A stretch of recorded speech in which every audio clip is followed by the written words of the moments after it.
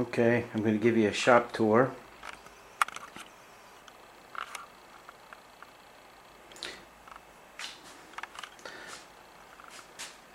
This is my wood collection that I have.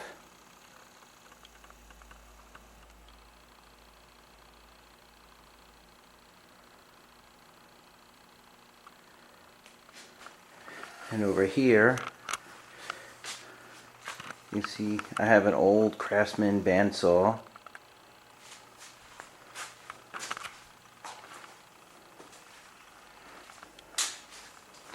I am going to upgrade. I am going to get a, my goal is to get the Rikon, the new one that came out. And then if you come this way, you can see this is my router table. Whoops, there you go. I got it from Harbor Freight. For what I use it for, it works. It's a little small, but it was my first router table. I am gonna upgrade and get a better one. But like I said, it was my very first one, and as you can see, show you, I bolted it down to the table. And what it is this table here was a Harbor Freight table, and I just bolted that piece of plywood to the table, and it keeps it sturdy. And then if you come over here, you'll see I have a lot of Harbor Freight tools. I like some of their tools, not all of them, but for a beginner woodworker, it works for me. This is their 12-inch miter saw, sliding compound miter saw. It works great. It's a little lightweight. I had to bolt it down because if you're not careful, it will tilt. That's the only downsides of it, but it works nice. It does nice straight cuts. Very nice. And then over here, I have a 30-pound compressor. Wait a minute, I can't, it's hard to see it. Let's see. Whoops, there you go. And that works great. And what it does, I have it in the corner, and then I'll show you where where the air hose goes to.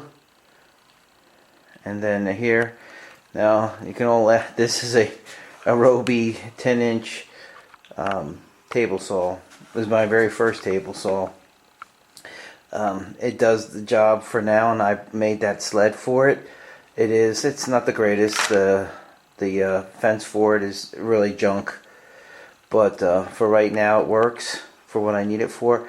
I am going to get, my goal is to get a saw stop, and I will be getting one. And then if you come over here, let's see, and if you look here, this is a drum sander. Let's see if I can get a better view for you. Maybe that, there you go. It is a Grizzly baby drum sander. It works great. I love it. No problems with it. I especially use it because I'll show you, I have a planer and I have snipe problems. And I've done the suggestions that I followed on YouTube, and I still have slight snipe. So what I do is I plane my wood down, and then I put it through the drum sander. It gets rid of the marks. And then here I have two routers. I have a simple Black & Decker router, and then I have a, I believe it's a Bosch. Let's see. Oh, sorry, nope, Porter cable right here. I have a Porter cable router. They're both plunge routers. And let's see, we'll walk over this way. And I started scroll sawing, and I bought a real basic scroll saw, and it's a Wen, W-E-N. It works great for what I spent. It was under $100. Again, like I said, I'm a beginner woodworker. I've been wood turning since 2011, but I started doing other projects recently, and so I mean it does what I needed to do for now. But I will upgrade to a better one.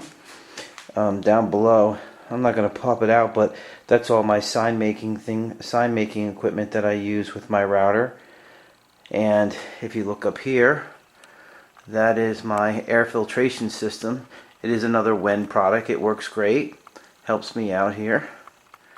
And then if you see here, I made this right there, and that holds all my scroll saw tubes, which have all my blades in it, plus some other miscellaneous items. And then here, as you can see, these are some scroll saw projects that I've been working on. That's a sign, or not a sign, a plaque that I did. Come let us adore him. And then I did that silhouette. I did this lighthouse clock. And here I have let's see if you can see it better. That's going to be, there you go. It's going to be angels for the holiday time. This is my workstation table. And then come over here to this table, and this is where I do my staining. Yep, there's the cord. If you look up here, there you go. That's hooked to my can't even think. Oh, to my air compressor.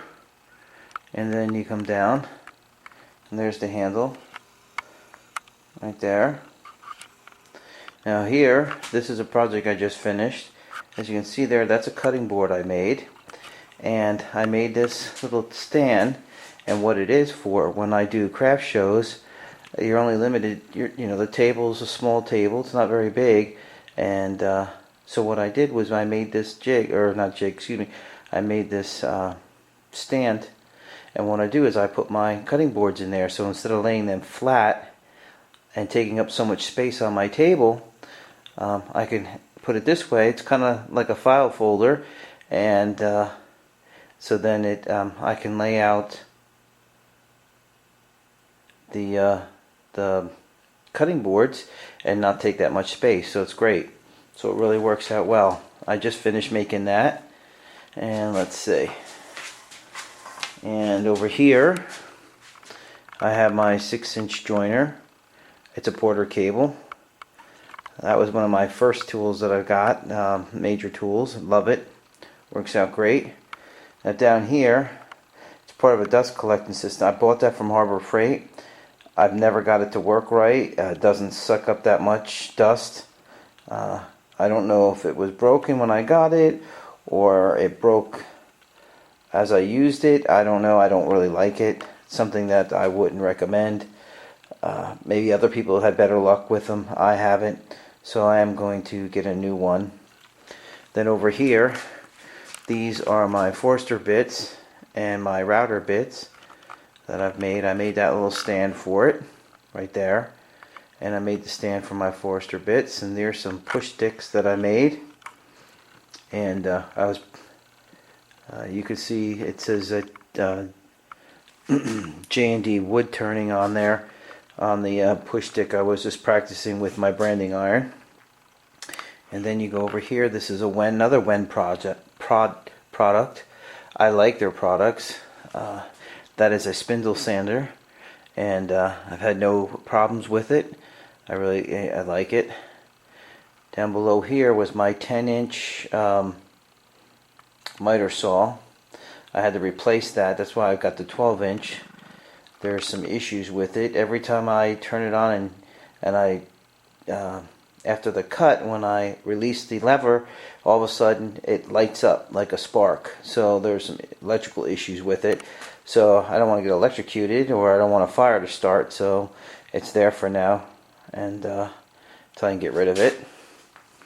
Then over here is a mini chop saw. I used to use those for my pen blanks. And if I come back here, here's a mini cut-off saw right there, and I would use those for my pen tubes when I first started out. And then here is, some storage. And here is my pen press that I use every so often if I don't use my lathe. Let's see. Now over here, there's still some more wood, and as you can see, my walls are not finished. I don't have any drywall up yet. That's my next goal. I just had it waterproof last year, and I need to get that taken care of. The walls have to be put in. And here's my toaster oven I use when I stabilize my blanks. There's my metal container that I use for my stabilization. I use cactus juice, and that's behind there. And then there's my scale. Here's my pressure pot when I do Alumilite when I make blanks. And there is my compressor for when I stabilize. I made that lid. That's acrylic. And then over here is some more storage. Right here is where I put some of my sanding discs and papers and stuff. I need to reorganize that. And then over here I have some more storage. There's my good old Frisbee that I use when I put my pen parts in. And then I have my glues right there and my books that have my different pen kit instructions of how to put the different pen kits together. And then down below, right there, is an air compressor that I use when I use my nail gun. And then there's my Porter Cable circular saw and some other stuff. That's my little hand saw when I do miter cuts. Right there is a file that right there has all my scroll saw patterns that I have. And here's a box of sanding paper, glue kit. There's my pocket hole jig. Then I have some clamps. And then over here, you can see all this right here. These are all pen kits and pen supplies. And in that container right up there, the top container, right here, I have my airbrushing kit because I do airbrush. And then here are some kits that I laid out because I'm going to be making these kits, these pens soon, and razors. And then down below here, underneath the table, I have other tools in there. And then if you go over here, I have some tools hanging up there, some lathe tools, screwdrivers, things like that. And then I have my music, so I got to listen to music while I work. And then here I have a cabinet. Believe it or not, it's a beautiful cabinet. It was broken, and Lowe's was selling it for $9. And what I did was I took it home, fixed it, and then just put that and then put that top on it. Bought some plywood, and it works great. Everything, there's nothing wrong with it. It's perfect for the basement for what I need it for. And then over here, this was my very first lathe I started out with, was a Harbor Freight. Then when I started making pens, I still have it. I love it. I still use it. It's sentimental value, I guess. It's more sentimental. And then here's some more storage, and then some tubing for my dust collector. And then up here, these are all bushings for pen kits. I have a lot of pen kits. And then there is a light that I use when I turn. Here's some more supplies up here. And then here's my lathe. This is my latest lathe that I bought last year. It's a Rikon. And other than pens, I make bowls and pepper mills and all that type of stuff. Here's some of my chucks. I made this handy dandy tools, a holder, and then the table that the lathe is on, I made that. And reinforced my son-in-law and I made that. So that's right there, that's nice. And then here I have some more stuff hanging up. And then here's some more storage. Then here, this is my second lathe that I bought. It's a Harbor Freight lathe. I do use it once in a while. And I have a lot of junk on top of it, or not on top of it, but on the and on it. That helps to keep it weighed down, because I haven't closed it off yet to give it some weight. This lathe here is actually bolted to the table, so to help with the vibration, I bolted it down. Let's see. And then over here, another Wen product. This is my sander, my belt sander. And then over here is my sharpening station. And I use this jig here. It's from Nova. Oop, where is it? There you go. It's my Nova. And it works great. Let's see, where else? Okay. Then you come over here. Now, these are all pen blanks or bottle stopper blanks in these bins. And here, this here, show you, right here, these are yo-yo blanks right there. I started making them. These are blanks that I started preparing to cut out. I started them already, and they're getting prepared. They're going to be made into Christmas ornaments. And then this was my very first drill press. It's a Skill. It's a small one, but it works. And then I have a table for it, as well as a pen blank holder for drilling holes in pen blanks. And then if you come down here, I have some more more stuff. And then over here was my very first, whoops, go back. This is my very first bandsaw. And I got this one first, and then I bought that old Craftsman. I bought that off of Craigslist. And it's, like I said, it does its job for now, and I will upgrade to a better one. Then here is my planer. It's a Porter cable. And then, if you look right here, this is my Craftsman. Let's see if I can. It's an old one, but it works. It's a Craftsman. There we go. It's a Craftsman bandsaw. Or excuse me, drill press. It does its job. Eventually, I will upgrade. But for now, it does what it needs to do. And then, over here, it's my table, more full supplies.